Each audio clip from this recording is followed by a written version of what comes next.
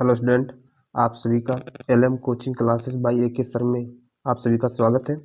आज हम शुरू करेंगे class 12 chemistry 2024 most important question है जो आपके 2024 यूपी बोर्ड पेपर में आएंगे। इसमें से भी जो 30% सिलेबस कम किए गए हैं उन्हें भी बताए गए हैं। इसमें आपको हमारा चैनल है, इसमें आपको सारे के सारे मिलेंगे। इसमें आप जाइएगा, आपको यूट्यूब पर सारे वीडियो मिल जाएंगे।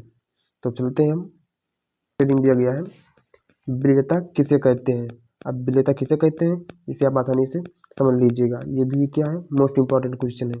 इसमें जो दिया गया है, इसमें कहा गया है, सबसे फर्स्ट में है किसी पदार्थ की वह अधिकतम मात्रा जो निश्चित ताप पर 100 ग्राम विलायक में घुल जाती है उस पदार्थ को या उस पदार्थ की विलेयता कहलाती है। बहुत सरल हेडिंग में है, आप इसे समझ सकते हैं। चलते हैं नेक्स्ट हेडिंग पर। नेक्स्ट हेडिंग हमारी कह रही है, इसे आप सब एक तरफ से नोट करते चलिएगा, नोट कर लीजिएगा एक तरफ से। इसमें हम दूसरे टॉपिक पर आते हैं। दूसरा टॉपिक हमारा कह रहा है हेनरी का नियम। ये हेनरी का नियम है, इसमें भी हम इसे अच्छी तरीके से समझ लीजिए। इसमें कह रहा है इस नियम के अनुसार स्थिर ताप पर किसी गैस की द्रव में विलेयता गैस के दाब के समानुपाती होती है, अर्थात यम समानुपाती पी या यम इक्वल आप कह सकते हैं KP।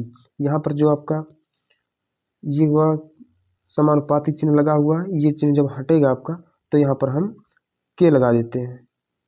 यहाँ पर हमारा ये लग जाएगा K।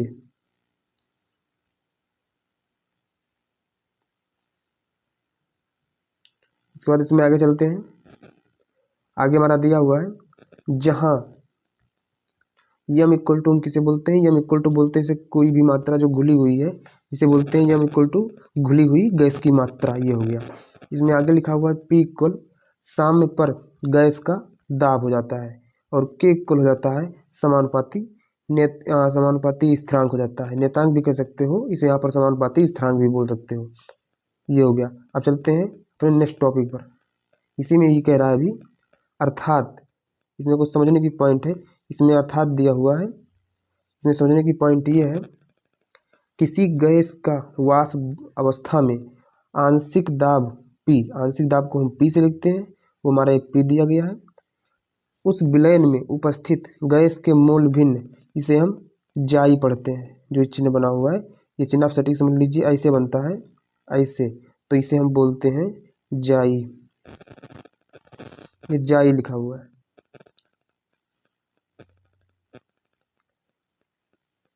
इसमें हम आगे चलते हैं, जिसे हम बोल सकते हैं क्या, अर्थात P समानुपाती X जाई बोलते, वो P समानुपाती जाई बोलते हैं। जाई जहाँ क्या है, गैस है। या इसे एक और बोल सकते हैं P इक्वल टू KH जाई। यहाँ पर समानुपाती हटेगा तो यहाँ पर भी H लगा देते हैं, KH मतलब H फॉर वो होता है, इसीलिए इसमें लग जाता है। अब इसमें चलते हैं, नेक्स्ट हमारा बता रहा है हेनरी का, इसमें बता रहा है मुझे हेनरी के नियम की सीमाएं। जो हेनरी के नियम की सीमाएं हैं उसे हम देखते हैं। इसमें फर्स्ट पर दिया हुआ है दाब अधिक ना हो, और दूसरा क्या इसमें देता है इनके नियम की सीमाएं, ताप बहुत कम ना हो, और तीसरी पॉइंट है हमारी गैस विलायक में बहुत कम विलेय हो, और चौथा पॉइंट है गैस की आणविक अवस्था द्रव व गैस दोनों में अवस्था उसकी समान होनी चाहिए। ये हो गया। अब चलते हैं नेक्स्ट हेडिंग पर। नेक्स्ट हेडिंग हमारा कह रहा है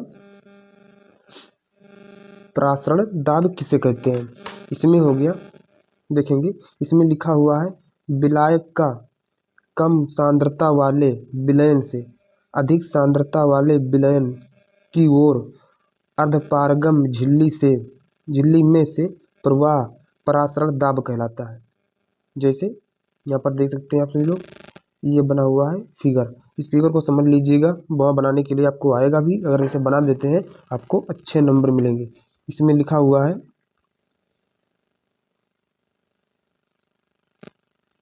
इसमें आपको पहले बनाया गया है ये बॉक्स। आपको बॉक्स ऐसे करके बना लेने हैं इसे पेंसिल से। उसके बाद इसमें आपको ये डिनोट कर देने हैं, इसको आपको इसे पीछे लाइन से काट देनी है कर्व जैसा, जिसमें हम इस को क्या बोलते हैं? अर्धपारगम झिल्ली बीच में लगा हुआ है पट्टी, एक खड़ी पट्टी लगी हुई है और इसमें आपको दिखाई देते होंगे, इसमें गोले गोले बने हुए हैं इससे करके, बीच में गैप है, तो इसको हम क्या बोलते हैं? विलायक, मतलब जो इसमें जल में घुले हुए हैं। और इधर है, इधर भी क्या है? विलायक है और विलेय दोनों है, मतलब विलायक मतलब जो नहीं घुले हुए हैं और भी जो विलेय हो गए हैं, घुल गए हैं, ये होगा। तो इसमें देखिए ये झिल्ली यही कार्य कर रही है कि इधर से जो हम विलायक डाल रहे हैं वो घुल करके, जो हम इधर से विलायक डालते हैं वो घुल करके इधर जाती है और क्या होता है इसमें जो है आपका जो विलेय है और जो नहीं विलेय है दोनों इसमें आकर के मिल जाते हैं और इससे जो मिलती है उसी हम क्या बोल देते हैं यहाँ पर, इसमें जो आपका ये घुला हुआ है इधर से आया है और इधर घुला हुआ है, इसमें बोल देते हैं विलायक के अणु हैं। जो विलायक के अणु होते हैं वो हमेशा क्या होते हैं? नहीं घुले हुए हैं। और जो विलायक के अणु गोल गोल दिख रहे हैं आपको, और जो उसमें विलेय के कण लिखा हुआ है वो घुले हुए हैं, उन्हें दिखाया जा रहा है। इसमें अब आगे चलते हैं।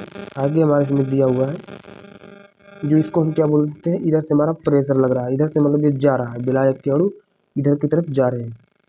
और इसमें आगे चलते हैं, इसे ही में दिया हुआ है, इसको हम पढ़ेंगे इस रीडिंग को, उसी को जो फिगर के नीचे दिया गया था, समझाया गया था, उसी को यहाँ पर बताया जा रहा है, वही यहाँ पर दिया गया है। जो ये लिखा हुआ है, ये जो ती एरो बनी हुई है, इसी एरो को पढ़ते हैं यहाँ पर। विलायक के अणुओं के प्रवाह की दिशा पढ़ते हैं इसको, जो ये बना हुआ है यहाँ पर लिखा हुआ है, इसी को बोलते हैं। अब आगे चलते हैं, इसी के टॉपिक में दिया हुआ, इसी के अंतर्गत है, इसी के अंदर हमारा ये दिया हुआ है जो कि ये भी इम्पोर्टेंट है। इसमें दिया गया है पॉइंट करके, प्रासरण की क्रिया को सर्वप्रथम एवे नालेट ने प्रयोग किया था, इन्हीं का नाम था जिसने ये प्रयोग किए थे। उसके बाद इसमें आगे बढ़ते हैं। प्रासरण दो प्रकार का होता है, पहला है अंतः प्रासरण और दूसरा है बाह्य प्रासरण, ये हो गया। इसमें हम आगे चलते हैं नेक्स्ट हेडिंग पर। नेक्स्ट हेडिंग हमारा कह रहा है प्रासरण दाब तथा अणुभार में संबंध जताना है आपको। संबंध क्या होता है, ऐसे आपको पेपर में पूछ लेगा कि प्रासरण दाब तथा अणुभार में संबंध बताइए। इसमें आपको क्या संबंध है, जो संबंध है आपको वही बता देनी है। इसमें संबंध क्या है, इसमें बताया गया है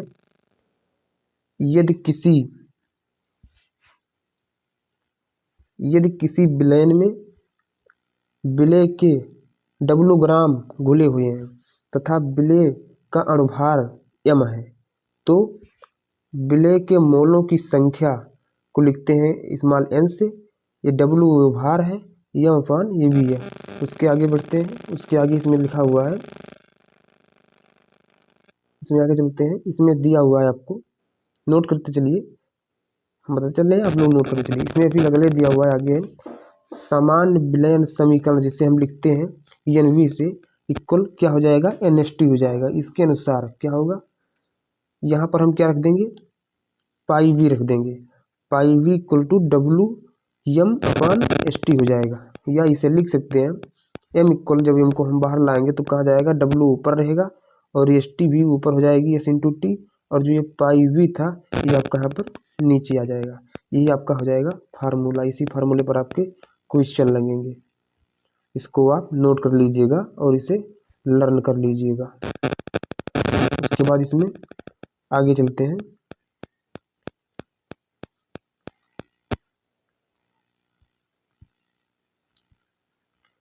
इसमें आता है क्वेश्चन, जो क्वेश्चन आपका मोस्ट इम्पॉर्टेंट है। इस क्वेश्चन को आपको समझना बहुत अनिवार्य है। ये क्वेश्चन आपका 100% आने का चांस है, इसको आप तैयार करते चलिएगा। इसमें देखते हैं, इसमें सबसे पहले दिया हुआ है 11.7 ग्राम सोडियम क्लोराइड को 500 ग्राम जल में घोला गया, विलयन की मोलरता ज्ञात कीजिए। ये हो गया। इसमें दिया हुआ है विलयन की मोलरता, आपको इसमें दे दिया गया है। नहीं, एक मिनट, इसमें सोडियम दिया हुआ है, सोडियम सोडियम आपका कितना होता है? 23 होता है। और इसमें जो Cl दिया हुआ है आपका, ये आपका हो गया, सोडियम था वो क्लोराइड हो गया ये आपका, तो दिया हुआ है 35.5 क्लोरीन की दी हुई है। यहाँ पर सॉल्व करते हैं, तो पहले इसका हम निकालते हैं सोडियम क्लोराइड का अणुभार निकाल लेंगे, यानी NaCl का। तो NaCl का अणुभार निकालेंगे हम, तो इसमें दिया हुआ है सोडियम क्लोराइड NaCl का अणुभार यम इक्वल, यहाँ पर वो क्वेश्चन में ही दे दिया गया है, कभी कभी क्वेश्चन पेपर में दे देता है, कभी कभी नहीं देना होता है, देता है तो आपको लर्न करके जाना है। इसमें दिया हुआ है यम इक्वल 23 दिया हुआ है जो आपका Na का है, प्लस ये आपका क्लोराइड यानी Cl का है 35.5, दोनों को यहाँ पर जोड़ा गया तो कितना आ गया 58.5 आ गया। उसके बाद आगे चलते हैं, इसमें आगे दिया हुआ है, आगे चलते हैं सॉल्व करते हैं। इसमें बताया गया है NaCl विलयन की मोलरता निकालना है यहाँ पर, तो उसकी फार्मूला होती है W/m/W, जो किस में रहेगा kg में रहेगा, किलोग्राम में रहेगा। तो यहाँ पर लिखते हैं हमारा जो W है वो दिया हुआ था 11.7 बटा हमने लगा दिया, यम जो हमारा था वो दिया था हमारा कितना आया था, इसका निकाल लेते हैं अणुभार दोनों का कितना आया था 58.5 आया था, हमने बटे लगा दिया। उसके नीचे W यानी वेट हमें जो पता था कितना था 500 ग्राम, तो कितने में लिखना है kg में, तो kg में तो था नहीं, वो ग्राम में था, इसलिए हमने उसको 1000 से भाग दे दिया तो हमारा आ गया। इसको हम लिख सकते हैं, ये हमारा नीचे था ही, इसकी पॉइंट हट गई क्योंकि ये लिखा हुआ है सिंपल में 11.7, जैसे यहाँ पर समझ लेते हैं, यहाँ पर ये लिखा हुआ है 11.7 अपान लगा हुआ है, ये लिखा हुआ है 58.5, तो ये हमारा हो गया 58.5। ये दोनों पॉइंट लगे हुए हैं, एक एक अंक के बाद लगे हुए हैं, इसलिए दोनों पॉइंट हट गए। तो हमारा सेफ में क्या बचता है, हमारा सेफ में सीधे सीधे बच जाता है 117, एक मिनट, इसमें हमारा बच जाता है 117 अपान 585, ये हमारा बच जाता है। उसके बाद और क्या बचता है इनटू में, ये हमारा दोनों बच जाता है। ये भी क्या होता है, जब ये नीचे है तो जब ये ऊपर जाएगा, हमने बता चुके हैं कि जब कोई चीज़ अपान में होती है वो किसी अपान के नीचे होता है तो वो ऊपर जाते समय पलट जाता है। तो इसमें जो आपका 1000 होगा यहाँ पर इंटू लगाएंगे, 1000 आपका ऊपर हो जाएगा और जो आपका आएगा 500 नीचे आ जाएगा। अब इसी को हम सॉल्व कर लेंगे। कैसे सॉल्व करेंगे, यहाँ पर आप सीधे देखिए, इसमें आपका जो है 3 जीरो, इसमें 2 जीरो है, तो 2 जीरो आपके कट गए, कितने बचे 10/5 बचा, इसको भी काट सकते हो, 5 2 जा 10 होता है। अब बचा कितना आपका, अब जो आपका बचा है ये बच रहा है, जो आपका बचा है वो बच रहा है 117 सीधे बच रहा है अपान 585 बच रहा है, इंटू ये हमने भाग दिए थे, डिवाइड कर दिए थे, 2 बचा था। अब इसी को आप डिवाइड कर लीजिएगा, आप यहाँ से काट दीजिएगा, डिवाइड कीजिएगा, इसको इससे भाग दीजिएगा, पॉइंट में जो कुछ वैल्यू आएगी उसको, मान लीजिए आपका कुछ भी करके आया, मान लीजिए 2.57 कुछ भी आया, उसको आप 2 से गुणा कर दीजिएगा, लास्ट में जो ये 2 लगा हुआ है, आपका जो आएगा वही आपका आंसर आएगा। तो यहाँ पर हम आगे चल के दिखा देते हैं, यहाँ पर इतना आया था हमारा, इसमें आंसर इतना आएगा। इसमें कितना आंसर बता रहा है हम लोगों को, बता रहा है इसमें, इसको जब हमने डिवाइड किया इतने को और इसमें 2 से हमने इंटू कराया, मतलब इसको हमने इस पहले सबसे ये किया है, लिखा हुआ हमने सबसे पहले 117, ये ऊपर में है इसलिए इसको यहाँ पर 2 से गुणा कर दिया गया है और इसको अपान लगाया गया है और 585 लिखा गया है। अब इसको गुणा कीजिए, अब कितना आएगा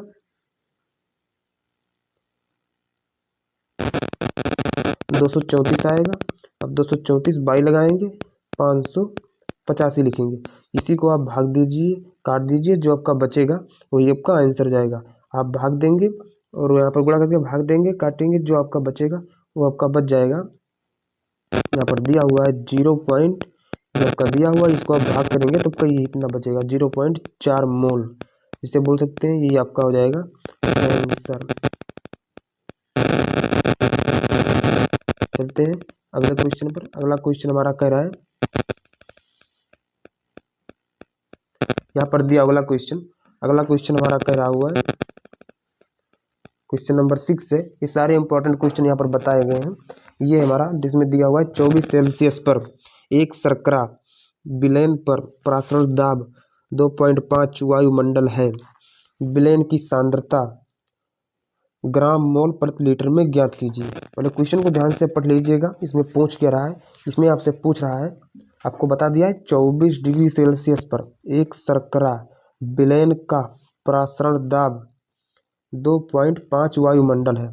विलयन की सांद्रता आपको किसमें बतानी है, ग्राम मोल प्रति लीटर में ज्ञात करनी है आपको, ग्राम प्रति मोल लीटर में। अब इसमें सबसे पहले क्या करेंगे, सबसे पहले लिखेंगे हम गिवन दैट, यानी दिया हुआ है, इसमें आपको बताया गया है पाई को लिखा हुआ है, पाई सेम टू सेम ऐसे बनता है पाई, ऐसे करके पाई इक्वल आपका दिया हुआ है 2.5 वायुमंडल दिया हुआ है आपका, 2.5 वायुमंडल आपका दिया हुआ है pi equal. T equal to समय आपका कितना दिया हुआ है, समय यहाँ पर दिया गया है 24 था, इसमें हम जोड़ेंगे केल्विन में लाएंगे, पहले इसे जोड़ेंगे तो केल्विन में लाने के लिए जो आपका दिया रहता है वो उसमें 273 हम जोड़ देंगे जब केल्विन में बनाएंगे तब। सेल्सियस में बनाने के लिए हम 273 से क्या करेंगे, डिवाइड कर देंगे। तो मुझे यहाँ पर केल्विन में लाने हैं, इसलिए हम इसमें टी इक्वल टू हमारा 24 दिया होता है, 24 में हम 273 जोड़ देंगे। तो जैसे 273 हम जोड़ेंगे तुरंत हमारा आ जाएगा 297 केल्विन, ये आ गया। इसी प्रकार से यहाँ पर जोड़ कर लिख देंगे। और उसके बाद हम क्या देखते हैं, यहाँ पर बताया गया है 297 केल्विन आया। उसके बाद में हम ये देखते हैं, यहाँ पर लिखते हैं एस इक्वल जो हमारा दिया हुआ है 0.0821 लीटर वायुमंडल डिग्री मोल दिया हुआ है यहाँ पर। अब उसके बाद हम प्रासरण दाब का फार्मूला लगाते हैं। तो ये हमारा रहा प्रासरण दाब का फार्मूला, पाई इक्वल CST, ये फार्मूला होता है, इसे आप लर्न कर लीजिएगा। ये होता है पाई इक्वल CST होता है। इस फार्मूले को आप लोग तैयार कर लीजिएगा, याद कर लीजिएगा। अब चलते हैं आगे। इसमें फिर बताया गया है C इक्वल टू, उसको मुझे हमने चेंज कर दिया क्योंकि हमसे क्या पूछा गया है, इसमें मुझे C इक्वल टू निकालना है। तुमने C को बाहर किया तो क्या हो जाएगा, C इक्वल इसमें लिख देंगे पाई बाई ST लिख देंगे, ये हो गया। उसके बाद क्या लिखते हैं 2.5 जो हमारा रहा है पाई का मान 2.5, नीचे हमने यस लिख दिया है 0.0821, ये हमारा रहा यस का मान इंटू 297, ये हमारा रहा टी का मान। इसी को आप सॉल्व कर दीजिएगा। पॉइंट हटाने के लिए इसमें आपको कुछ नहीं करने हैं, जैसे आप यहाँ पर पॉइंट हटाएंगे तो यहाँ पर कितने अंक के बाद लगे हुए हैं, कितना लिखा हुआ है, यहाँ पर लिखा हुआ है नीचे जो कोई ये भाग है ये लिखा हुआ है 0.0821 लिखा हुआ है, और ऊपर में है केवल 2.5, यानी यहाँ पर 4 अंक के बाद पॉइंट लगे हुए, यहाँ पर 1 अंक के बाद लगा हुआ है। तो जब आप 4 से गुणा करेंगे यानी यहाँ पर इंटू लगाएंगे और यहाँ पर आप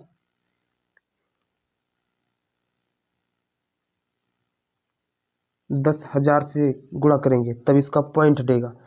तो इसका 10,000 से गुणा करेंगे पॉइंट हटेगा, यानी ऊपर तुम्हारा क्या बढ़ जाएगा, ऊपर तो भी 1,000 से गुणा करना पड़ेगा मुझे, तो ऊपर भी गुणा करेंगे 1,000 से तो क्या होगा, यहाँ पर 10,000 से करेंगे तो 1 जीरो तो इसको खा लिया, ऊपर कितना बचा केवल यहाँ पर 25 बचा, इसका जो है 3 जीरो ये बच गया, 3 जीरो यहाँ पर लगा देंगे, ये हो गया। अब हम चलते हैं नेक्स्ट, आगे चलते हैं।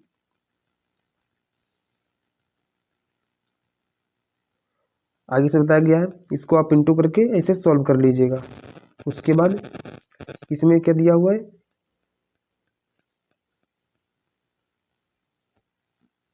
इसमें हमारा ये आंसर आ गया आपका यहीं पर 25,000 अपन 821 इंटू 297, ये हो गया। और इसको आप अगर सॉल्व करना चाहते हैं तो सॉल्व कर दीजिए और आपका ये आएगा आंसर। आप लोग इसको डिवाइड करके निकाल लीजिएगा फिक्स वैल्यू इसकी, इसको हमने अपान में ही रख दिया है। उसके बाद इसमें चलते हैं, आगे चलते हैं, आगे हम यूनिट 2 देखेंगे। यूनिट 1 में उतना था, अब आ गए यूनिट 2 पर। यूनिट 2 पर हम क्या देखते हैं, यूनिट 2 हमारा दिया हुआ है यहाँ पर विद्युत रसायन दिया हुआ है,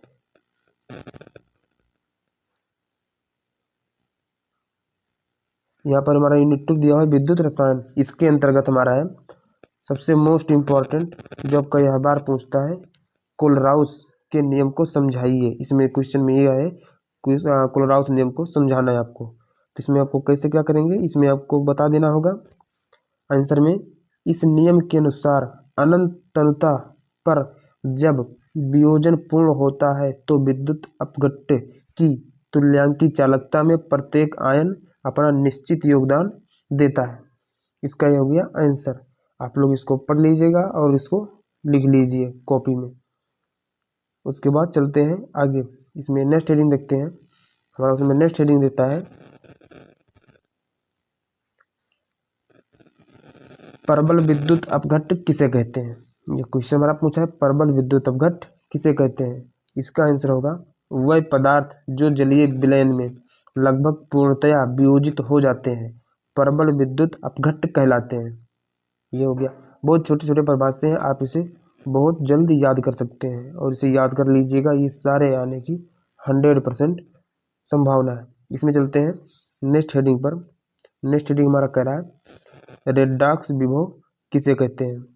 इसमें आते हैं तो इसमें ये भी है मेरा इंपॉर्टेंट क्वेश्चन है रेडॉक्स विभव। इसमें देखते हैं रेडॉक्स विभव में किसी अपचयन अर्ध अपक्रिया या रेडॉक्स युग्म का अपचयन विभव उसका रेडॉक्स विभव कहलाता है। इसमें जैसे एग्जाम्पल है Fe3 plus by Fe2 plus युग्म का मानक रेडॉक्स विभव प्लस 0.77 वोल्ट है।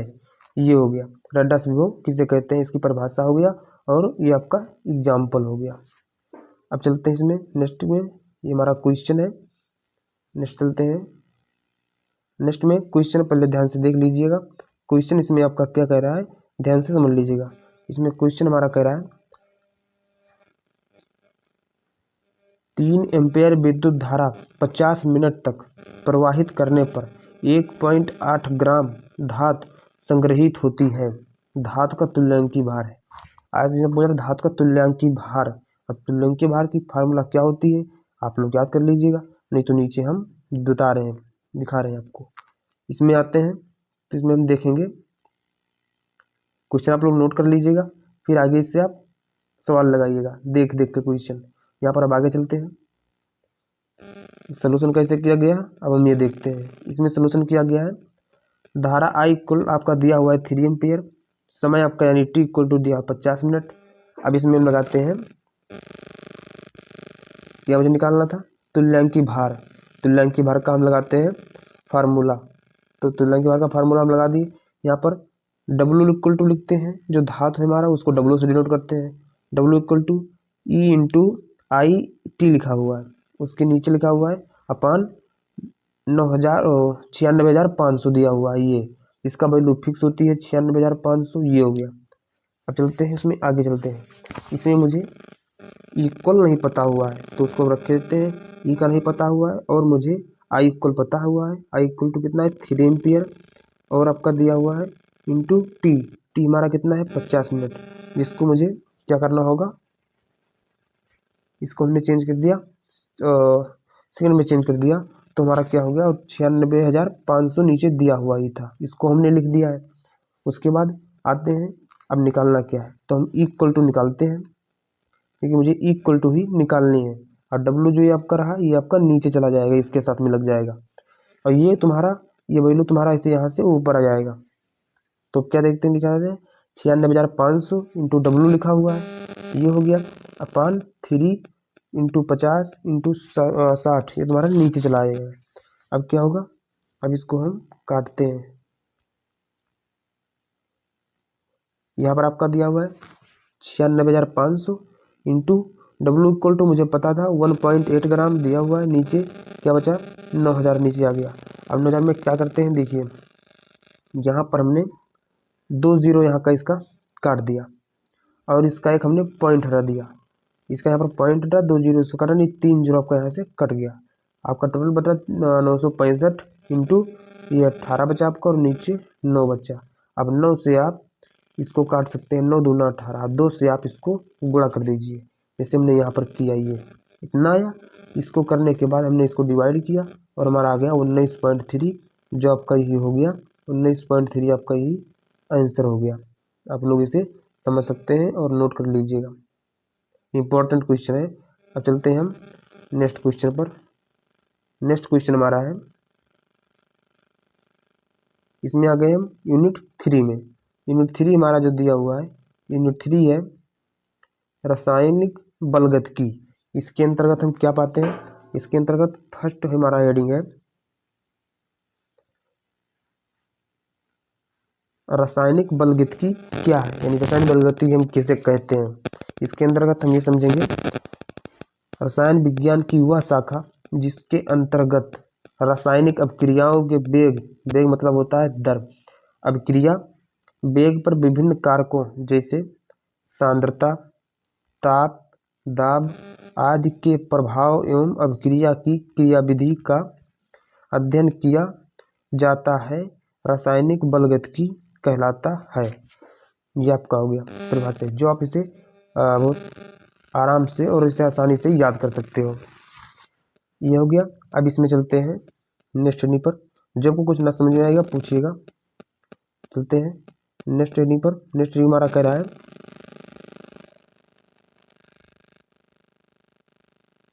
यहाँ पर नेक्स्ट पूछ रहा है 2 नंबर पर, 2 क्वेश्चन नंबर है। ये पूछ रहा है अभिक्रिया की दर यानी वेग क्या है। इसके अंतर्गत हम जानेंगे इकाई समय में किसी भी अभिक्रिया या उत्पाद की सांद्रता में होने वाले परिवर्तन को रासायनिक अभिक्रिया की दर या वेग कहते हैं। सिंपल में बहुत छोटे से है। और इसके बाद इसमें एक पॉइंट करके दिया गया है जो कि बहुत इंपॉर्टेंट हो सकता है। इसमें पॉइंट करके जो दिया गया है इसमें है यदि डेल्टा टी समय में पदार्थ की सांद्रता में परिवर्तन डेल्टा सी हो तो अभिक्रिया की दर क्या हो जाएगा, delta C by delta T हो जाएगा। ये हो गया। अब चलते हैं हम नेक्स्ट हेडिंग पर। नेक्स्ट क्वेश्चन इसमें है अभिक्रिया की अभिक्रिया दर का स्थिरांक व्यंजक तथा संघट्टवाद। ये होता है, इसमें आपको बहुत, ये भी सरल है, आपको बहुत थोड़ा सा डीपली से देख लीजिएगा। इसमें दिया हुआ है ए प्लस ए, जब इसको हम अभिक्रिया करते हैं तो क्या मिलता है पी। पी फॉर होता है प्रोडक्ट, इसे बोलते हैं PRODUCT, इसे हम बोलते हैं प्रोडक्ट। ये हो गया। उसके बाद इसमें नेक्स्ट हेडिंग पर चलते हैं। नेक्स्ट इसमें कह रहा है, आगे बढ़ते हैं।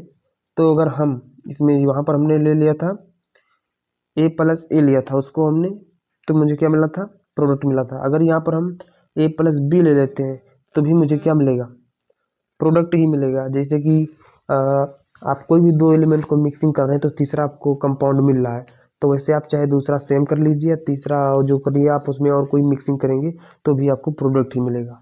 उसी प्रकार इसमें आगे बढ़ते हैं। अतः अभिक्रिया फर्स्ट, यानी जो फर्स्ट यहाँ पर समीकरण था उसको ले रहे हैं, का योग कर रहे हैं, तो क्या बनना है dp upon dt equal to क्या लिख सकते हैं के ए स्क्वायर लिख सकते हैं। ये हो गया। उसके बाद इसमें देखते हैं अभिक्रिया 2, अब दूसरे समीकरण से देखते हैं का वेग dp बाई dt इक्वल के ए इंटू बी हो जाता है। उसके बाद आगे बढ़ते हैं। इसमें दिया हुआ यदि ए एवं बी प्रत्येक की सांद्रता 1 मोल प्रति लीटर हो तो dp by dt equal to K हो जाएगा, ये आपका। उसके बाद इसमें आगे चलते हैं। आगे हमें कह रहा है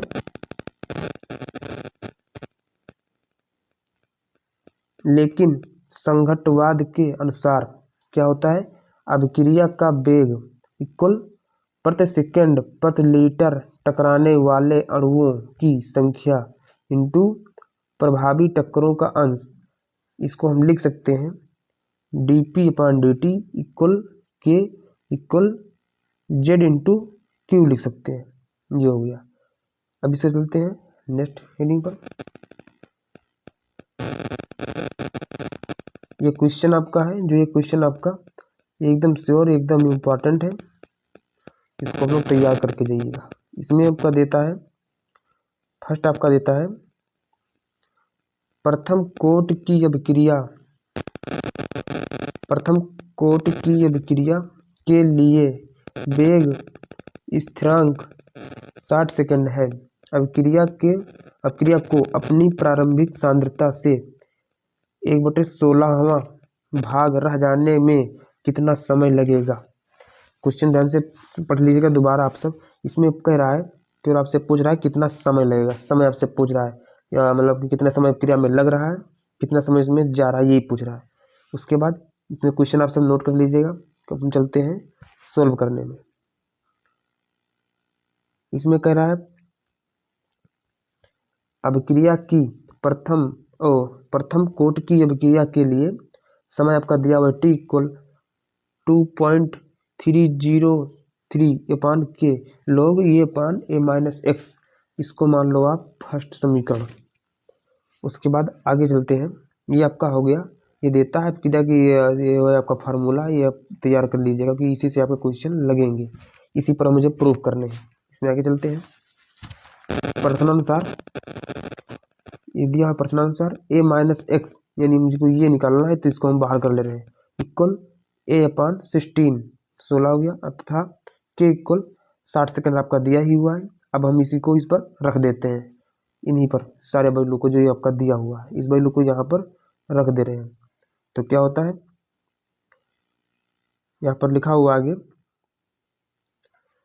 समीकरण 1 में उपरोक्त मानों को रखने पर, तो रख रहे हैं तो क्या होता है, टी इक्वल आपका दिया हुआ है, टी इक्वल 2.303/60 सेकंड आपका ये लिख दिया गया, इंटू लॉग ए इंटू 16 अपान ए लिए लिख दिया गया, इक्वल 2.303/60 सेकंड ये लिख दिया गया, लॉग ये आपका 16 लिखा हुआ है, 16 सेकंड जो आपका यहाँ पहले से दिया हुआ था। अब यहाँ पर उसी को हमने लिख दिया, क्या 16 इक्वल जो आपको मुझे पता है 2.303 अपान 60 सेकंड, ये हो गया log 2, ये लिखा हुआ है लास्ट में, log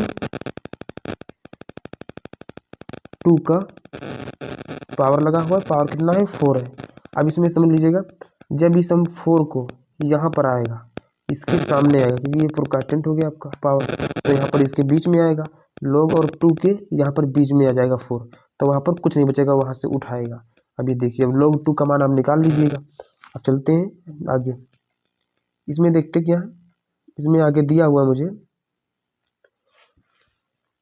हम उसको दोबारा लिख रहे हैं 2.303 अपान 60 सेकंड इंटू ये 4, देखिए आपका आगे आ गया, यहाँ से 4 आपको log 2 के बीच में आ गया, 4 यहाँ पर आ गया, ये क्या हो गया 4 log 2 इक्वल 2.303 अपान 16 इंटू 4 इंटू 0.3010, ये आपका हो गया log 2 का मान, ये आपका log 2 का मान हो गया। log 2 की वैल्यू ही होती है 0.3010, ये आपका होता है मान log 2 का, इसको मैंने रख दिया है। उसके बाद इसमें मुझे आंसर आ गया, क्या समय इक्वल, आपको ही सॉल्व कर लेना है, आप जैसे ही इतना इसे सॉल्व करेंगे आपका आ जाएगा आंसर। आप इसे सॉल्व कर लीजिएगा, खुद ही सॉल्व कर लीजिए इसे, एक दो बार रफ में सॉल्व कीजिए इसको, फिर आपका आएगा समय यानी टी इक्वल, आपका आएगा समय टी इक्वल, इतना हमारा लिखा हुआ है 4.62 इंटू 10⁻⁻2 सेकेंड, ये आपका आ जाएगा। उसके बाद चलते हैं नेक्स्ट पर, चलते हैं नेक्स्ट क्वेश्चन हमारा क्या कह रहा है, नेक्स्ट क्वेश्चन हमारा है, इसमें आगे अब हम यूनिट 4 में आगे, यूनिट 3 में उतना ही था, यूनिट 4 हमारा है डी ओम एफ ब्लॉक के तत्व, इसे आप ध्यान से समझ लीजिएगा क्योंकि ये बार बार पूछता है। इसमें आगे हमने, हमारा फर्स्ट रीडिंग है चुंबकीय गुण, यानी चुंबक के क्या गुण है उसको हम देखेंगे। तो यहाँ पर है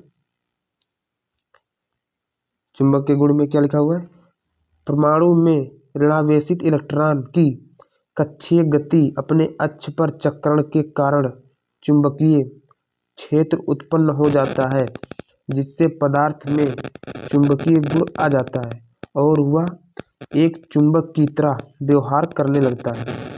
इलेक्ट्रॉन का कुल चुंबकीय आघूर्ण म्यू, इसे बोलते हैं म्यू, पढ़ते हैं जो इसे बना होता है ऐसे करके, इसे पढ़ते हैं म्यू। ये हो गया, म्यू लगता है, कहाँ बोलते हैं, हाँ म्यू होता है, इन दोनों योग के बराबर होता है। इसके होता है, यहाँ पर लिखा हुआ है आपका mu equal mu L plus mu 3 into B M होता है। ये आपका हो गया, यहाँ पर प्रूफ हो गया। आप ध्यान से पढ़ लीजिएगा और समझ लीजिएगा चुंबकीय गुण यही आपके हो गए। अब इसमें चलते हैं नेक्स्ट रीडिंग। नेक्स्ट रीडिंग हमारा है यह ब्लॉक के तत्व अंतः संक्रमण तत्व जिसे बोलते हैं, ये हो गया। इसके अंतर्गत हमारा है वह तत्व जिनमें अंतिम इलेक्ट्रॉन यानी क्या है n-2 इंटू एफ कक्षक में भरा जाता है, उन्हें यह ब्लॉक के तत्व कहते हैं। इन तत्वों के बाह्य 3 कोष अर्थात n-2 into F n-1 into D व ns कक्षक अपूर्ण होते हैं, अतः इन तत्वों के अंतः संक्रमण तत्व भी कहते हैं। इसी के कारण क्या बोलते हैं, संक्रमण तत्व कहते हैं। अब आ जाते हैं इसमें नेक्स्ट रीडिंग हमारा है ऑक्सीकरण अवस्थाएं। ऑक्सीकरण अवस्थाएं क्या है, इसके अंतर्गत हम देखेंगे लिखा हुआ है CeMLu और GD लिखा हुआ है। अपना तीसरा इलेक्ट्रॉन 5D कक्षक से त्याग देते हैं, निकाल देते हैं। कुछ लैंथेनाइड तत्व जैसे F0, F17, F14 विन्यास के अस्थायित्व के कारण +2 व +4 ऑक्सीकरण अवस्थाएं भी प्रदर्शित करते हैं। तो इन्हें बोलते क्या है, इन्हें असंगत ऑक्सीकरण अवस्थाएं भी कहते हैं। चलते इसमें नेक्स्ट रीडिंग पर। नेक्स्ट रीडिंग हमारा है, इसको ध्यान से पढ़िएगा, ये आपका है यूनिट 5। यूनिट 5 को ध्यान से देखिएगा।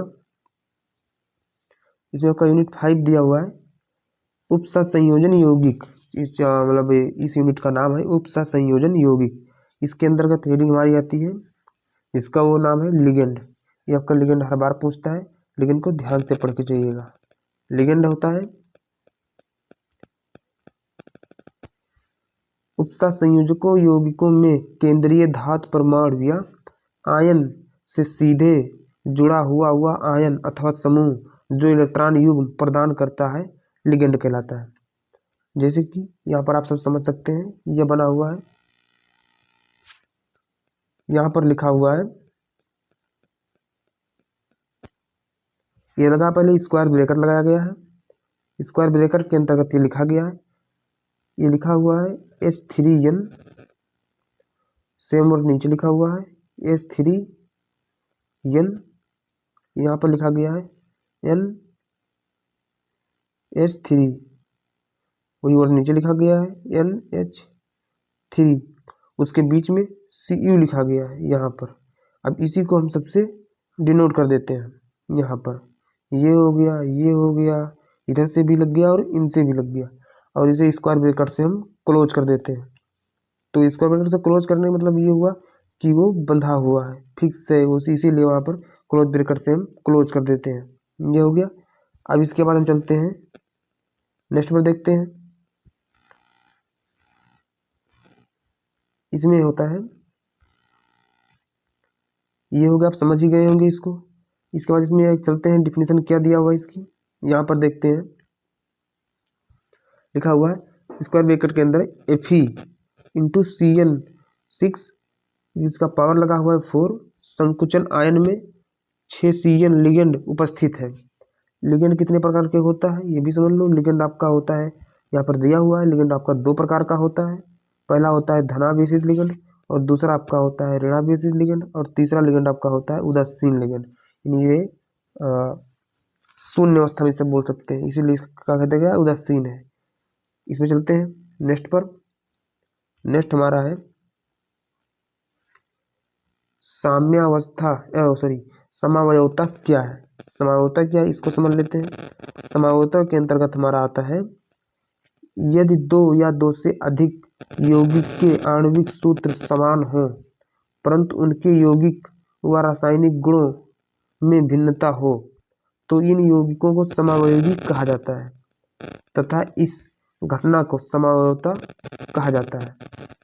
बहुत छोटे में है समावयवता की परिभाषा, आप लोग इसे बहुत जल्दी रट सकते हैं। उसके बाद इसमें आगे हमारा है आयनन समावयवता क्या है। तो इसमें चलते हैं, आयनन समावयवता क्या है। इसके अंतर्गत है ऐसे यौगिक जिनके अणुसूत्र समान हो परंतु वे विलयन में भिन्न भिन्न आयन उत्पन्न करते हों तो ये परस्पर आयन समावयवी कहलाते हैं तथा यौगिकों का यह गुण आयन समावयवता कहलाता है। ये आपका हो गया आयनन समावयवता के बारे में। चलते हैं नेक्स्ट पर। नेक्स्ट हमारा है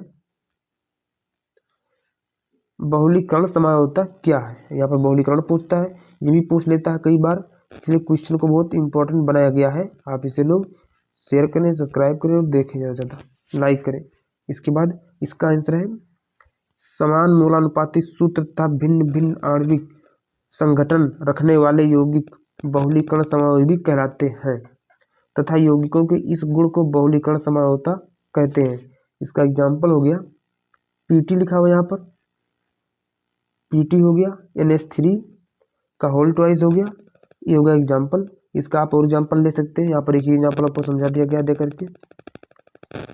और इसमें चलते हैं 6 यूनिट, यानी 6 यूनिट है हमारा। 6वां यूनिट ये कह रहा है हेलो एल्केन और हेलो एरिन के बारे में मुझे सीखना है।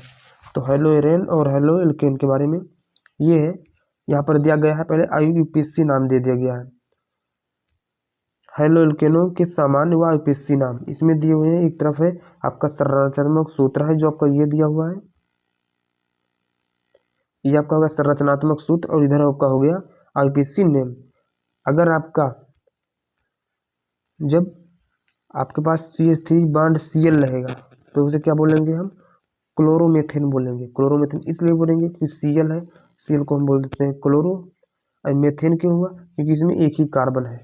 आप लोग इसको याद कर लीजिएगा, इसको हम वीडियो में बता चुके हैं, पिछले वीडियो में आप देख सकते हैं वहाँ जा करके कि ये कार्बन रहेगा तो क्या पढ़ेंगे, 2 पर क्या पढ़ेंगे, 3 पर, 4 पर से क्या पढ़ेंगे, उसको हमने पिछले वीडियो में डिस्कस कर चुका हूँ, आप वहाँ से समझ सकते हैं। और यहाँ पर अगला देखते हैं, जब हमारा रहेगा CH3 CH2 रहेगा तो हम क्या बोलेंगे, यहाँ पर इसको भी देख लीजिए आप।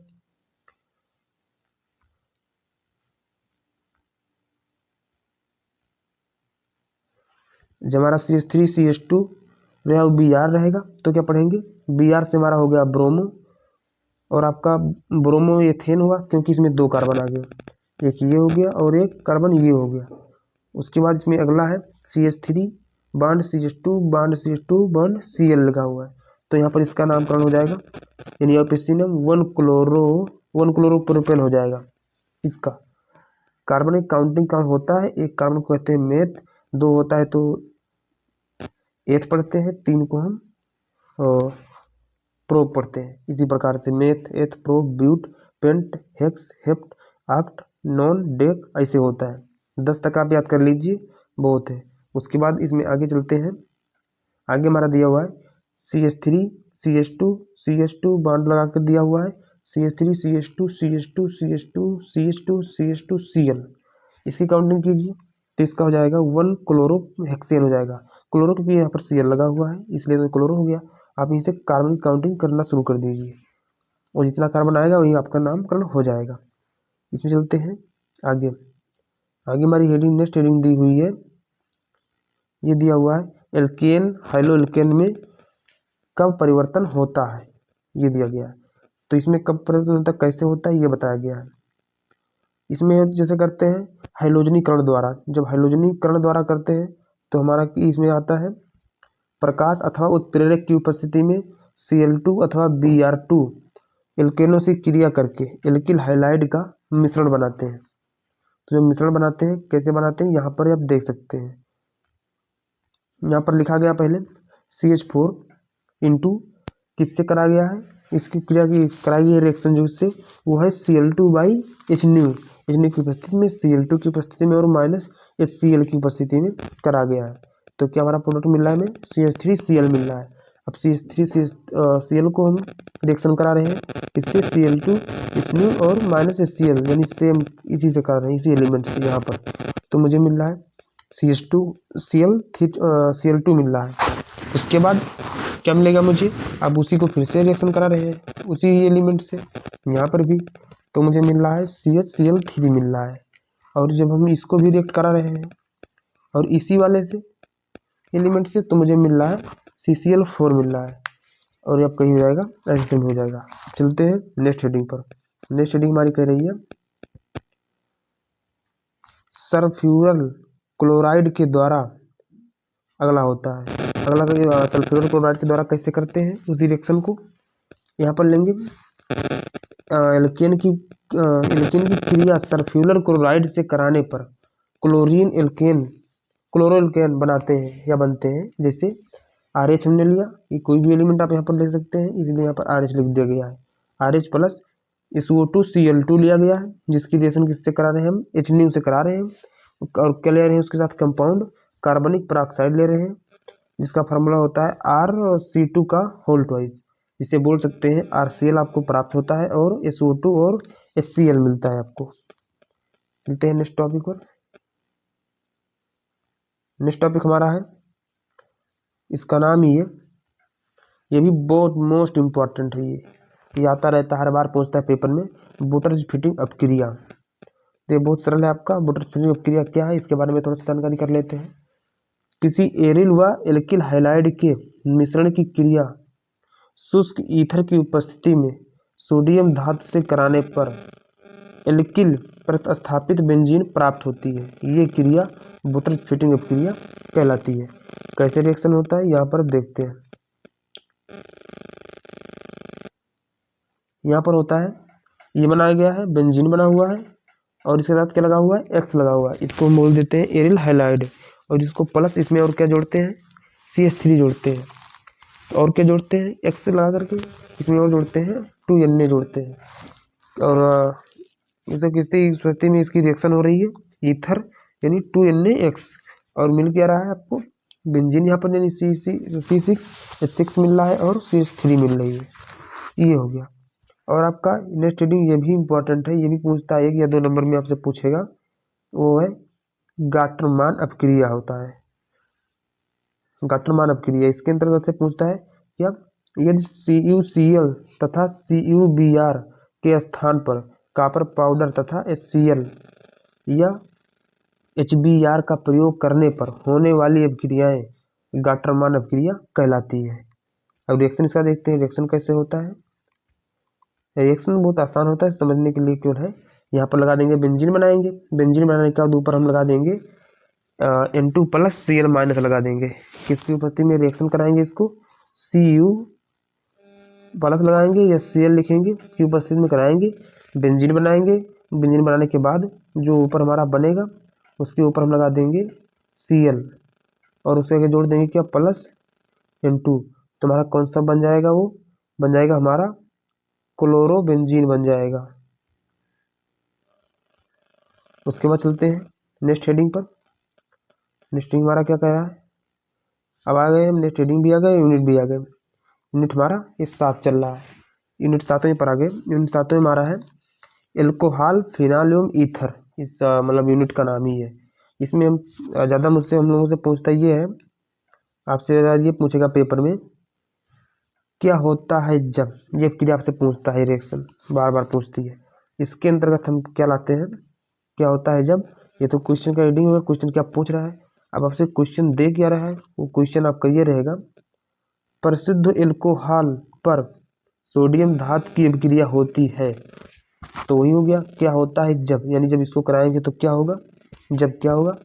यहाँ पर लिखेंगे हम C2H5OH, ये आपका हो गया, ये आपका हो गया एल्कोहल का फार्मूला प्लस Na इसमें जोड़ दिए जिसकी सोडियम है। तो मुझे रिएक्शन कराया यहाँ पर, तो क्या मिल रहा है मुझे, C2H5ONa प्लस हाफ H2, ये मिल गया। उसके बाद ये आपका आंसर हो गया। अब चलते हैं नेक्स्ट, हमारा हेडिंग जो कह रहा था नेक्स्ट क्वेश्चन हमारा ये है, एथिल एल्कोहल की वो अधिक मात्रा को सांद्र सल्फ्यूरिक अम्ल के साथ जब गर्म करेंगे तो क्या होगा, C2H5OH लेंगे एल्कोहल और इसको H2SO4 के साथ हम रिएक्ट कराएंगे तो क्या मिलेगा मुझे C2H5HSO4 ये हो गया और प्लस H2O जल ये निकलेगा। और फिर आगे चलते हैं, हमारा ये भी क्वेश्चन बहुत मोस्ट इम्पॉर्टेंट है, ये भी पूछ लेता है इससे, ये पूछेगा कैसे प्राप्त करोगे, ये भी क्वेश्चन इम्पोर्टेंट है। कैसे प्राप्त करोगे क्या, एथिल अल्कोहल से क्लोरोफार्म अगर आपको बनाना है तो कैसे रेड कराएंगे, एथिल अल्कोहल से क्लोरोफार्म बनाने के लिए यहाँ पर लिखेंगे C2H5OH अल्कोहल लेंगे और 3Cl2 लेंगे क्लोरोफार्म और 6NaOH यानी ये हो गया तुम्हारा क्लोरोफार्म ही हो गया।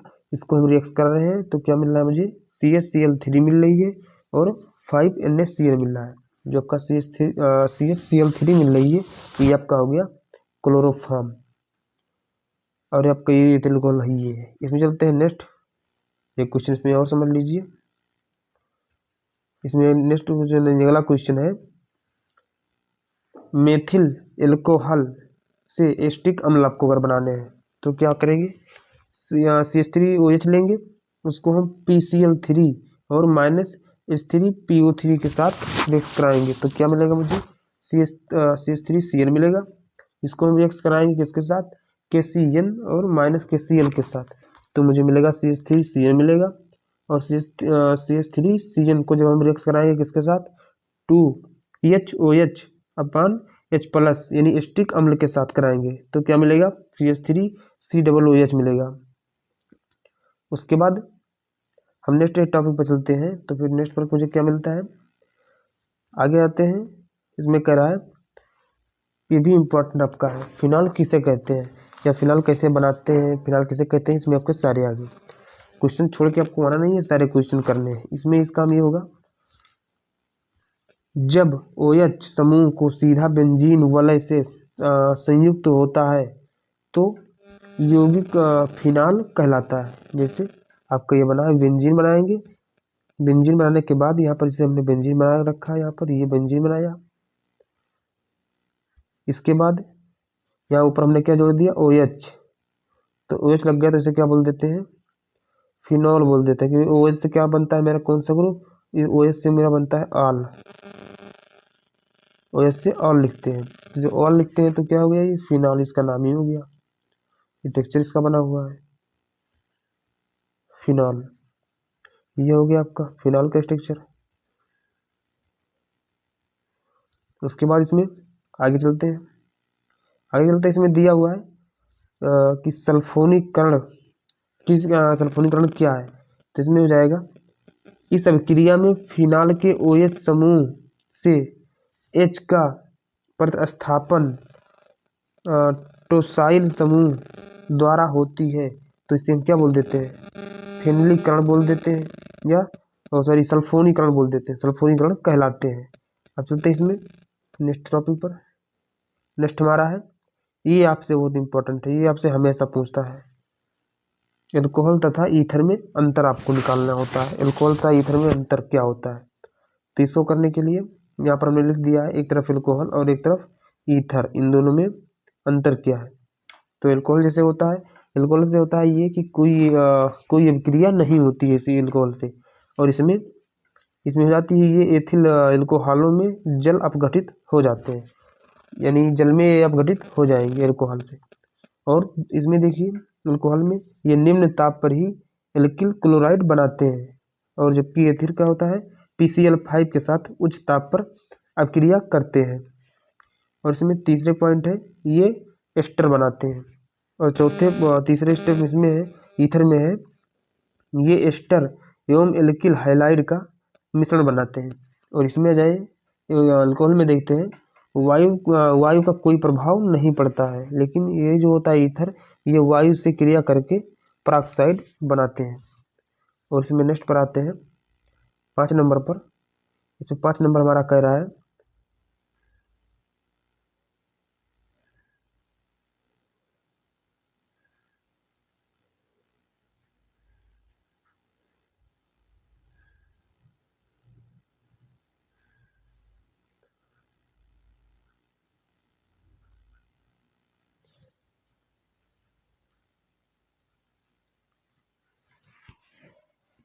इसमें 5 नंबर कह रहा है ये आसानी से एल्डिहाइड तथा कीटोन में ऑक्सीकृत हो जाते हैं, लेकिन इसमें ईथर में ये ऑक्सीकरण के प्रतिरोधी होते हैं। ये हो गया। अब चलते हैं इसमें ईथर के उपयोग, यानी ईथर के क्या उपयोग होते हैं ये देखते हैं। तो इसमें पहला होता है प्रशीतक के उपयोग में। इसका प्रशीतक के उपयोग जैसे में कूलर हुआ, पंखा हुआ, इसमें सबसे उपयोग करते हैं। और दूसरे नंबर किसमें उपयोग करते हैं? वसा, तेल, रेजिन, ग्रिगनार्ड अपकर्मक के विलायक के रूप में इसका प्रयोग करते हैं। और आते हैं इसमें अगला है तीसरा पॉइंट दिया हुआ है कृत्रिम सुगंध बनाने में करते हैं। कृत्रिम सुगंध जैसे ये हुआ आपका अगरबत्ती हो गया, कपूर हो गया, ऐसे बहुत सारे पदार्थ। और इसमें चौथे पॉइंट है एल्कोहल तथा ईथर के मिश्रण को पेट्रोल के स्थान पर काम में लाते हैं। ये पेट्रोल में मिक्सिंग कर दिए जाते हैं, एल्कोहल तथा ईथर दोनों मिक्स करके पेट्रोल भी बना लिया जाते हैं इस तरह। और इसमें नेक्स्ट टॉपिक पर आते हैं। नेक्स्ट हमारा है यूनिट जो हमारा 8 आ गया। यूनिट 8 में है एल्डिहाइड, कीटोन एवं कार्बोक्सिलिक अम्ल, इसके बारे में हम जानेंगे। तो इस बारे में फर्स्ट हेडिंग हमारा है गाटरमान कोच अपक्रिया। आपका भी इम्पोर्टेंट है, ये पूछ लेता है, कई बार पूछा है। इसमें आते हैं तो गाटरमान कोच अपक्रिया हमारा क्या है? इसमें है क्यूपरस क्लोराइड की उपस्थिति में कार्बन मोनोऑक्साइड और हाइड्रोजन क्लोराइड के साथ क्रिया कराने पर बेंजील्डिहाइड या प्रतिस्थापित प्राप्त बेंजील्डिहाइड प्राप्त होते हैं या प्राप्त करते हैं। कैसे प्राप्त करते हैं यहाँ पर लिखते हैं।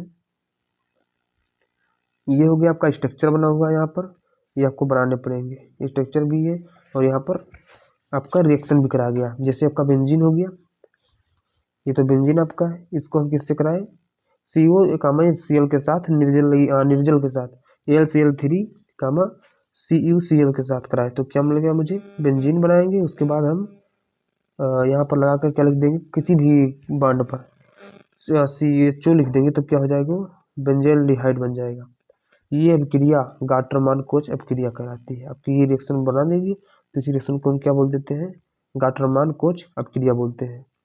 चलते हैं नेक्स्ट हेडिंग पर। नेक्स्ट हेडिंग हमारा है कैनिजारो अभिक्रिया। ये भी पूछता है, कई बार पूछता है, ये भी हेडिंग बहुत इंपॉर्टेंट है। वो एल्डिहाइड जिनमें अल्फा H परमाणु उपस्थित नहीं होता है या सांद्र NaOH या KOH के साथ अभिक्रिया करके उत्पाद के रूप में कार्बोक्सिलिक अम्ल का लवण व एल्कोहल बनाते हैं। इस क्रिया को कैनिजारो क्रिया कहते हैं। जैसे यहाँ पर रिएक्शन कराया गया है, आप सभी देख सकते हैं। यहाँ पर है 2HCHO प्लस, इसमें क्या लगेगा 50% क्या है? NaOH को जो हम रिएक्शन करा रहे हैं तो क्या बन रहा है? CH3OH प्लस CHCOONA बन रहा है। यहाँ पर ये HCOONA को क्या बोलते हैं? Sodium phosphate.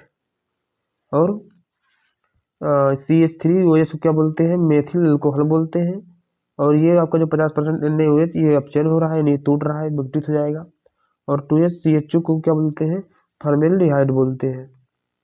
और इसमें चलते हैं नेक्स्ट टॉपिक पर। नेक्स्ट हमारा है सिमिट अपक्रिया। ये भी बहुत इंपॉर्टेंट है, ये भी बार बार पूछता है। सिमिट अपक्रिया इसके अंतर्गत आते हैं तो हम क्या पाते हैं? सिमिट अपक्रिया के अंतर्गत इसमें दिया हुआ है यह कार्बोनिल यौगिक और हाइड्रोजिक अम्ल के मध्य प्रबल सांद्र सल्फ्यूरिक अम्ल की उपस्थिति में होने वाली अभिक्रिया है। क्या है? R2CO के साथ जब करा रहे हैं तो प्लस NH3 दोनों मिक्सिंग करा रहे हैं किसके साथ? H2SO4 के साथ। तो मुझे मिल रहा है RCONH R मिल रहा है और प्लस N2 मिल रहा है साथ में। उसके बाद नेक्स्ट पर चलते हैं। नेक्स्ट हमारा दिया हुआ है PCl5 के साथ क्रिया। जब PCl5 के साथ क्रिया होती है तो क्या बनता है? PCl5 कार्बोनिल यौगिक के साथ क्रिया करके फलस्वरूप जेम डाई हैलाइड बनाता है। जैसे कि यहाँ पर रिएक्शन दे दिया गया है, ये आपका रिएक्शन इसमें है डबल बॉन्ड लगा हुआ है ये C और डबल बॉन्ड यहाँ पर भी लगा हुआ है वो प्लस PCl5 को क्रिया कर रहे हैं तो यहाँ पर क्या बनना है? Double bond C double bond और एक बॉन्ड पर क्या लगाएंगे? Cl और एक दूसरे बॉन्ड पर भी Cl लगाएंगे, यानी 2Cl हो जाएगा। और उसमें क्या जुड़ता है? प्लस POCl3 जुड़ता है। तो इसे क्या बोलते हैं? जेमिनल डाई हैलाइड बोलते हैं। उसके बाद नेक्स्ट हेडिंग पर आते हैं, ये भी बहुत इंपॉर्टेंट है, ये भी पूछ लेता है एक एक नंबर में या 2 नंबर में। हुंसडीकर अभिक्रिया क्या है? तो इसमें आते हैं, हुंसडीकर अभिक्रिया में आते हैं। तो इसमें लिखा हुआ है मोनोकार्बोक्सिलिक अम्ल के सिल्वर लवण की कार्बन टेट्राक्लोराइड विलयन में क्लोरीन या ब्रोमीन से क्रिया कराने पर एल्किल हाइलाइड बनता है। यह अभिक्रिया हुंसडीकर अभिक्रिया कहलाती है। आप बहुत छोटे प्रमाण से इसमें आप बहुत जल्दी लर्न कर सकते हैं इसे। इसमें एक लाइन में रिएक्शन भी है। रिएक्शन जो आपका है वो रिएक्शन आपका इसमें दिया हुआ है। RCOOH किसके साथ हो रहा है? Ag2O के साथ हो रहा है, जो कि दिया हुआ है RCOO बॉन्ड Ag प्लस। अब इसको भी रिएक्शन करा रहे हैं किससे? Br2 और CCl4 से। तो क्या बनना है? R बनना है bond Br plus AgBr plus CO2 बनना है। इसको हम बोल सकते हैं R बॉन्ड को एल्किल ब्रोमाइड बोलते हैं, और RC double bond O bond Ag plus को बोलते हैं अम्ल का सिल्वर लवण। इससे हमारा रिएक्शन हो रहा है। उसके बाद नेक्स्ट यूनिट पर चलते हैं। नेक्स्ट हमारा यूनिट क्या है? ये भी बहुत मोस्ट इंपॉर्टेंट यूनिट है, जैव अणु। जैव अणु के बारे में, जैव अणु के बारे में हम देखते हैं। जैव अणु इसके बारे में देखेंगे। सबसे पहले जैव रसायन क्या है, तो इसके अंतर्गत पहले आता है जैव रसायन क्या है, तो इसके बारे में सबसे पहले जानते हैं। रसायन की वह शाखा जिसके अंतर्गत कोशिका में उपस्थित जैव अणुओं की संरचना, उनके रासायनिक संगठन तथा संबंधित रासायनिक परिवर्तनों का अध्ययन किया जाता है, वो जैव रसायन कहलाते हैं। ये आपको तो पता ही होगा, इंटर है आपका, ये तो आपको जानते होंगे। उसके बाद नेक्स्ट चलते हैं, पॉलीसेकेराइड क्या है? बहुत मोस्ट इम्पॉर्टेंट हेडिंग है, ये आपको मिलता रहेगा जो भी आप करेंगे BA BSc वगैरह।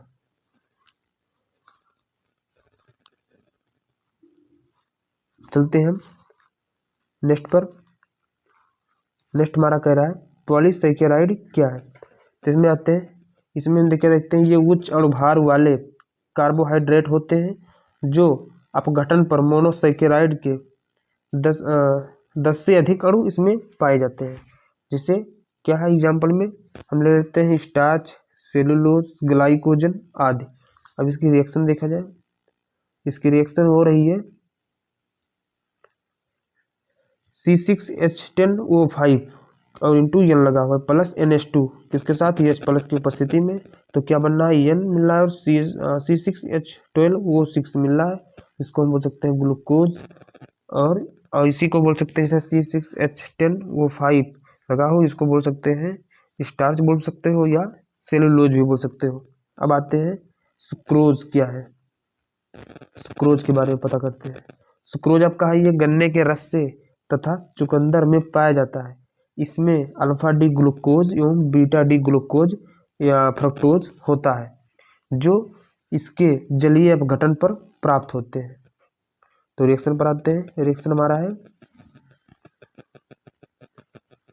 C12H22 प्लस H2O के साथ रिएक्शन करा रहे हैं, तो बन रहा है C6H12OH प्लस C6H12OH। इसे बोल सकते हैं C12H22 को ये सुक्रोज है, और जो मिल रहा है C6H12OH प्रथम, उसको बोलते हैं D प्लस ग्लूकोज, और जो सेकंड बार मिल रहा है उसको बोलते हैं D माइनस ग्लूकोज। अब आते हैं लैक्टोज पर। लैक्टोज क्या है इसको आप समझ सकते हैं। लैक्टोज को बहुत जो है अपचायक शर्करा है। इसमें जो है मतलब दूध शर्करा भी कहते हैं इसे, दूध शर्करा भी पाया जाता है इसमें, बोलते भी हैं। इसका अणुसूत्र जो होता है वो होता है C12H22O11 होता है। तो यहीं से हमारा क्वेश्चन अब क्या होता है, समाप्त होता है। एक क्वेश्चन और इसके पीछे ये होता है माल्टोज क्या है। इसमें अगला क्वेश्चन यही पूछा हुआ है कि माल्टोज क्या है। तो माल्टोज जो है, माल्टोज को माल्टोज शर्करा भी कहते हैं। इसका सूत्र C12H22O11 होता है। ये स्टार्च का डायस्टेरेस की उपस्थिति में जल अपघटन करने पर प्राप्त होता है। जिसकी रिएक्शन है यहाँ पर, रिएक्शन है C6H10O5 into N plus NH2, जो कि किससे करा रहे हैं? डायस्टेरेस से करा रहे हैं। तो मिल कह रहा है आपको NC12H22O11 मिल रहा है। अब आते हैं नेक्स्ट रीडिंग पर। नेक्स्ट रीडिंग हमारा है जुपिटर आयन। ये भी आपका मोस्ट इंपॉर्टेंट है, जुपिटर आयन भी पूछ लेता है 2 नंबर में। तो जुपिटर आयन हमारा है NH2 समूह एक प्रोटॉन ग्रहण करता है तथा डबल बॉन्ड COOH समूह एक प्रोटॉन मुक्त करता है, जिसके फलस्वरूप एक द्विध्रुवीय आयन बनता है, जिसे जुपिटर आयन या आंतरिक लवण कहते हैं। अब आ जाते हैं थोड़ा सा प्रोटीन का उपयोग। प्रोटीन का उपयोग क्या है ये भी पूछ लेता है। प्रोटीन का उपयोग भी, ये भी आपका इम्पोर्टेंट है। तो प्रोटीन के उपयोग समझते हैं। पहला है, इससे क्या होता है, पेशियों का निर्माण होता है। दूसरा है एंजाइम तथा हार्मोनों का संश्लेषण होता है। और तीसरा आपका जो है रक्त व शरीर के अन्य द्रवों की pH का नियंत्रण रखता है, pH वैल्यू को। और चौथे पर लिखा हुआ चौथा स्टेप है एंटीबॉडीज के रूप में शरीर की सुरक्षा करता है। और आपका 5वां नंबर है आनुवांशिक लक्षणों के विकास एवं गति का या आदि होता है नियंत्रण करता है। यहीं से होता है खत्म।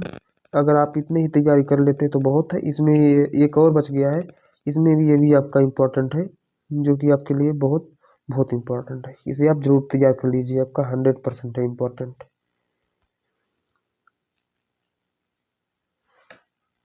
ये आपका विद्युत अपघटनी सेल तथा गैल्वेनिक सेल में अंतर, ये अवश्य करके आपसे पूछ लेगा, ये आता है।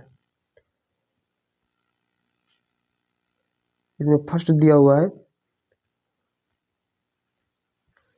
विद्युत अपघटनी सेल में ये सेल विद्युत ऊर्जा को रासायनिक ऊर्जा में परिवर्तित करती है। और गैल्वेनिक सेल में ये सेल रासायनिक ऊर्जा में परिवर्तित करती है। इसमें स्वतः रेडॉक्स अभिक्रिया संपन्न होती है। गैल्वेनिक सेल में इसमें स्वतः रेडॉक्स अभिक्रिया संपन्न होती है, इसमें भी होती है। और विद्युत अपघटनी सेल में इसमें एनोड धन इलेक्ट्रोड तथा कैथोड ऋण इलेक्ट्रोड होता है, जबकि गैल्वेनिक सेल में इसमें ऋण इलेक्ट्रोड तथा कैथोड धन इलेक्ट्रोड होता है। और आता है इसमें 4 नंबर में, 4 नंबर क्या लिखा हुआ है, 4 बातें हैं लवण क्षेत्र की कोई आवश्यकता नहीं होती है। और इसमें आते हैं तो इसमें लवण क्षेत्र का आवश्यक होता है। 5वें स्टेप आते हैं इसके लिए विद्युत ऊर्जा देनी पड़ती है। और गैल्वेनिक सेल में इसमें विद्युत ऊर्जा नहीं देनी पड़ती है। ये हो गया आपका, यहीं से खत्म होता है। आप एक बार इसे दोबारा पढ़ लीजिएगा, रिवाइज कर लीजिए, जो न समझ में पूछिए आपको बताया जाएगा। और आप अगर इतना पढ़ लेते हैं आपको अच्छे अच्छे मार्क्स मिल सकते हैं। तो ठीक है, मिलते हैं नेक्स्ट वीडियो में।